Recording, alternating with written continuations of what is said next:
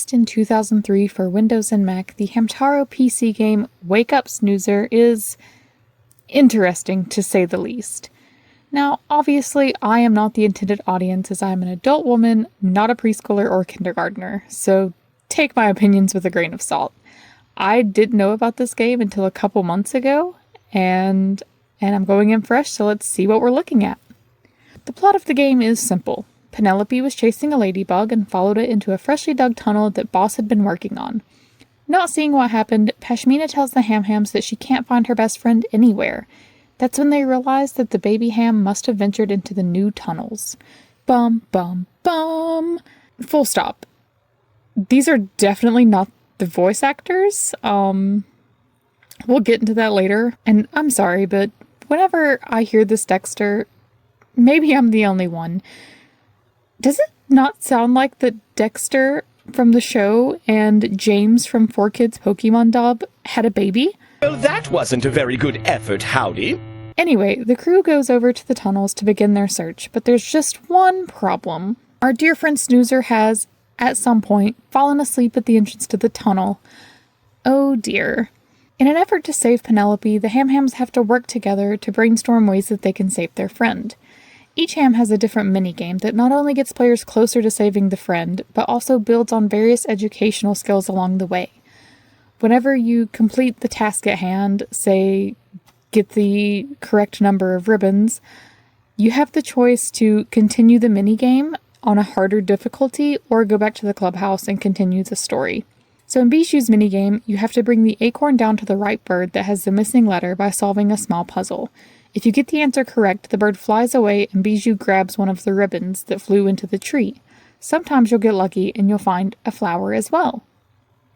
Bijou's is by far the longest one. At least it feels that way.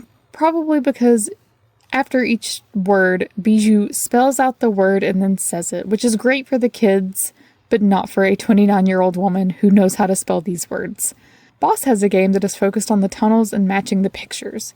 The game is similar to a child's game of dominoes in that you have to make the similar pictures touch. Getting the whole line lets Boss make his way through the tunnel. Repeat as necessary. Dexter and Howdy team up in their game, of course. Butterflies that have either shapes or fractions depending on the level are flying towards the hams. In order to catch them, you have to line them up with the correct net. At some point, Dexter says this line. Oh, you're just showing off for Pashmina. And it's kind of cute, I'm not gonna lie. It made me giggle the first 2 times, and then after that it got really old really fast. Our favorite little builder ham Panda has a different sort of matching game where players have to match the number of screws in a board with the correct physical number. Panda might have my favorite game, despite me hating numbers and math. It's just really cute and really fun, and the new voice actor for Panda stayed really true to the character and did wonderful. So after completing all of these mini-games, we unlock the final game. Our hero Hamtaro's game is very familiar. Almost like a certain game where you have to get a certain number of certain creatures to the very end of the level. Nah. By using tools like sticks and rocks, the player must figure out how to make a path onto the next tunnel. Once our game is completed, players are greeted with a small cutscene in which Penelope, who has finally captured her cute little ladybug, reunites with her best friend Pashmina and the other hams.